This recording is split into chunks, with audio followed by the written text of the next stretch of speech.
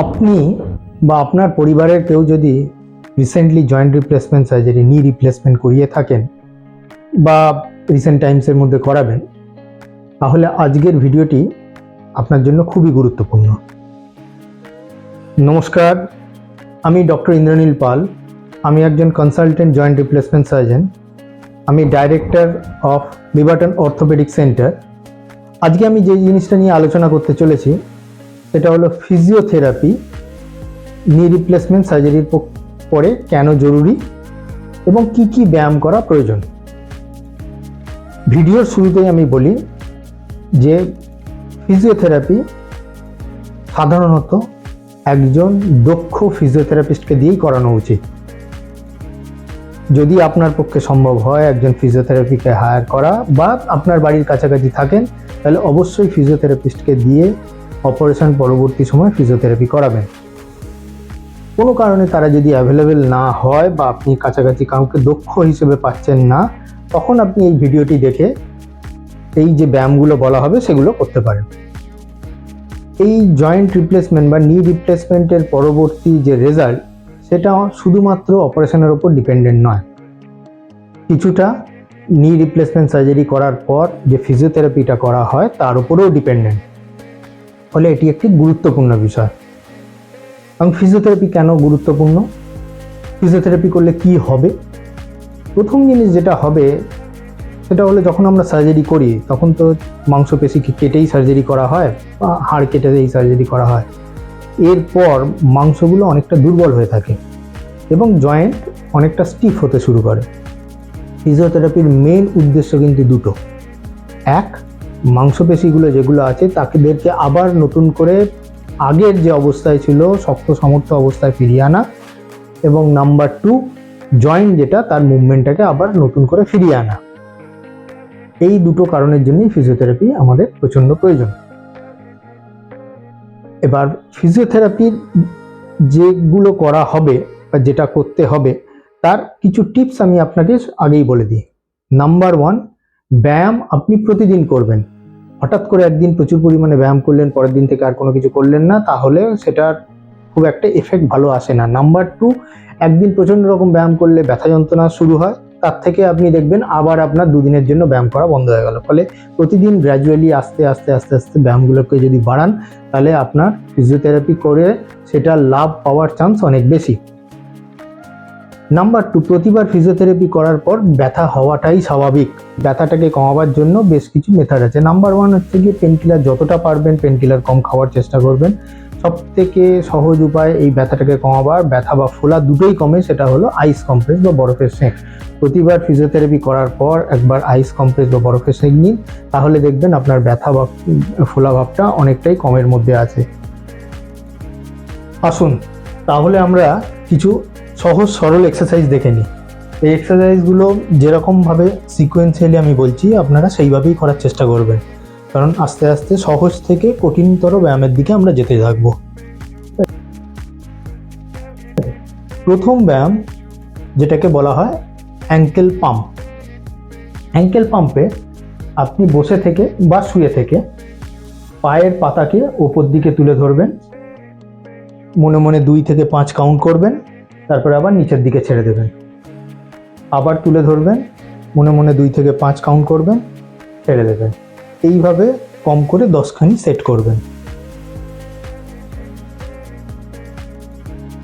দ্বিতীয় ব্যায়াম হলো কোয়াড্রিসেপস সেটস। এই ব্যায়ামটি করার জন্য একটি টাওয়েল ব্যবহার করতে পারেন, যেটিকে আপনি গোড়ালির নিচে রাখবেন, হাঁটুর নিচে নয়। এই ব্যায়ামের মেন উদ্দেশ্য হচ্ছে কোয়াড্রিসেপস মাসল, যেগুলো আমাদের থাই মাসল, সেগুলোকে শক্ত করা।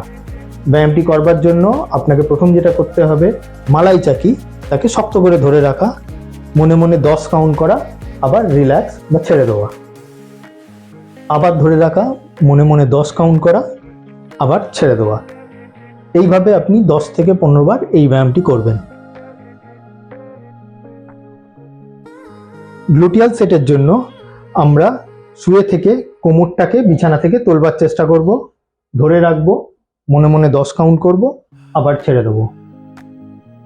আবার ধরে রাখবো, মনে মনে 10 কাউন্ট করব, ছেড়ে দেবো। এইভাবে আপনি এই ব্যায়ামটিকে 10 বারের জন্য করবেন। এর পরবর্তী 3টে ব্যায়াম আমি আবার দেখাচ্ছি। প্রথম ব্যায়ামটি হলো হিপ অ্যাবডাকশন এবং অ্যাডাকশন। যদি এটা নি জয়েন্টের সঙ্গে সম্পর্কিত নয়, তবুও হিপ জয়েন্ট যেহেতু আরেকটা ইম্পর্টেন্ট জয়েন্ট, সেটাকেও আমাদের চলাফেরার সময় প্রয়োজন পড়ে। এই ব্যায়ামটা সেই জন্য দরকার। হিপ অ্যাবডাকশন এবং অ্যাডাকশনে আপনি পাটিকে আস্তে আস্তে বাইরের দিকে নিয়ে আসবেন এবং নিজের দিকে নিয়ে যাবেন, ভেতরের দিকে নিয়ে যাবেন, বাইরের দিকে নিয়ে আসবেন এবং নিজের দিকে নিয়ে যাবেন। এইভাবে 10 থেকে 15 বার এই ব্যায়ামটি করতে হবে। পরবর্তী ব্যায়ামটি হলো স্ট্রেট লেগ রেজ। এই স্ট্রেট লেগ রেজে আমরা যেটা করব, পাটাকে একদম সোজা করে হাঁটুটিকে সোজা রেখে আস্তে আস্তে ওপরের দিকে তোলা, মনে মনে 10 কাউন্ট করা, আবার ছেড়ে দেওয়া। এগেন শুরুর দিকে আপনার পক্ষে 10 কাউন্ট করা সম্ভব নাও হতে পারে, কিন্তু আস্তে আস্তে প্রতিদিন বাড়াবার চেষ্টা করবেন। প্রথম 2, 4, 5 দিয়েও স্টার্ট হতে পারে, তারপরে আস্তে আস্তে এটিকে বাড়াবার চেষ্টা করবেন। নেক্সট এক্সারসাইজ আমরা যেটা করব, এটার নাম নি এক্সটেনশন স্ট্রেচ। এটি আপনি শুয়ে বা বসে দুটো অবস্থাতেই করতে পারেন। শুয়ে করবার জন্য একটি টাওয়েলের সাহায্য নিন। টাওয়েলটিকে আপনার গোড়ালির নিচে রাখুন এবং হাঁটুটিকে যতটা পারেন সোজা করে করবার চেষ্টা করুন। অলমোস্ট কোয়াড্রিসেপ সেটের মতো জিনিস, কিন্তু হচ্ছে গিয়ে যে সমস্ত পেশেন্টদের ক্ষেত্রে হাঁটুর সোজা হতে চায় না বা সোজা করতে গেলে অসুবিধে হয়, হাঁটুটা বাঁকা হয়ে আছে অপারেশনের পরও, তাদের ক্ষেত্রে নি এক্সটেনশন স্ট্রেচ করা খুবই জরুরি। হাঁটুটিকে সোজা করে রাখবেন। ধরুন আপনার যদি 10-20 ডিগ্রি অবধি বাঁকা থাকে, সেটিকে যতটা পারা যায় নিচের দিকে ঠেলে এটাকে স্ট্রেচ করে ধরে রাখার চেষ্টা করবেন। হাঁটুর ওপরে স্ট্রেচিংটাকে আরও বাড়াবার জন্য আপনি আরও একটি মেথড নিতে পারেন। ওপরে একটি টাওয়েল জাতীয় কোনো কিছু দিয়ে, সেটার ওজনটিও কাজ দেবে। আইস প্যাক এই সময় ওপরে দিতে পারেন, যেটি হাঁটুটিকে আরও স্ট্রেচ করতে সাহায্য করবে।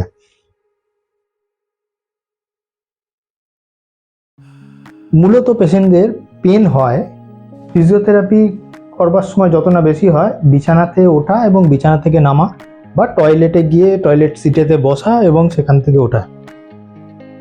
এটিকে অ্যাভয়েড করার জন্য আপনি দুটি কাজ করতে পারেন। এক, কারুর হেল্প নিতে পারেন, যিনি আপনার নিটিকে স্ট্রেচ করে রাখবেন ঠিক ওঠা বা নামানোর সময়।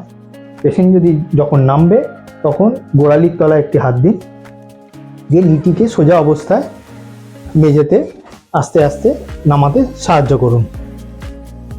দ্বিতীয় উপায় যেটি করা যেতে পারে, আপনার অপারেশনের সময় একটি নি ইমোবিলাইজার দেওয়া হয়, সেই নি ইমোবিলাইজারের সাহায্য নিতে পারেন। নি ইমোবিলাইজারটিকে ঠিক ওঠা বা নামানোর সময় হাঁটুর নিচে লাগিয়ে দিন।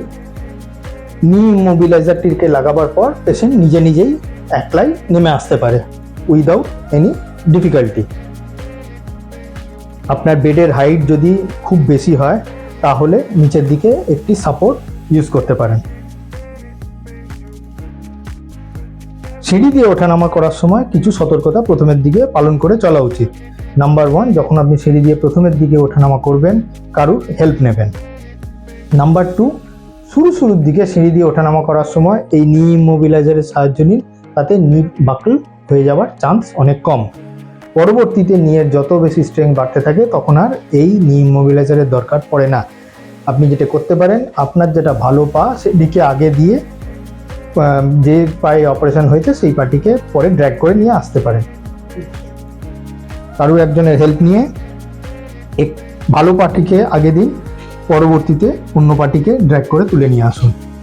ঠিক একইভাবে ঠিক নামবার সময় আগে ভালো পাটিকে দিন, তারপর আপনার অপারেটেড লেগটাকে আস্তে করে নিচের দিকে নামিয়ে নিয়ে আসুন। তাহলে সবশেষে বলি, ফিজিওথেরাপি হলো এই নি রিপ্লেসমেন্ট সার্জারির একটি পার্ট। শুধুমাত্র সার্জারি করে দেওয়ার পরেই এই সার্জারির যে রেজাল্ট সেটা পাওয়া সম্ভব হয় না, তারপরে ফিজিওথেরাপির প্রয়োজন হয়। নিয়ম করে যদি আপনি প্রতিদিন ফিজিওথেরাপি করেন, খুব তাড়াতাড়ি আপনি দ্রুত আরোগ্য লাভ করবেন। আপনার হাঁটা চলা অনেক বেশি বেড়ে যাবে, আপনার হাঁটুর ব্যথা অনেকটাই চলে যাবে এবং আপনার মুভমেন্ট খুব ভালো হয়ে যাবে। প্রতিদিন ব্যায়াম করার চেষ্টা করুন, প্রতিদিন হাঁটাচলা করার চেষ্টা করুন, যাতে এবং সেটিকে আস্তে আস্তে গ্র্যাজুয়ালি এটাকে বাড়াবার চেষ্টা করুন। হঠাৎ করে একদিন অনেক বেশি ব্যায়াম বা অনেক বেশি হাঁটাচলা করে পরবর্তী দিনে যদি না করেন তাহলে এটার রেজাল্ট পাওয়া কখনোই সম্ভব হয় না। ভিডিওটি যদি আপনার ভালো লেগে থাকে তাহলে অবশ্যই আপনি এটিকে শেয়ার করুন, অন্যদেরকে দেখান যারা এই ভিডিওটি দেখে উপকৃত হতে পারে। অসংখ্য ধন্যবাদ। নমস্কার।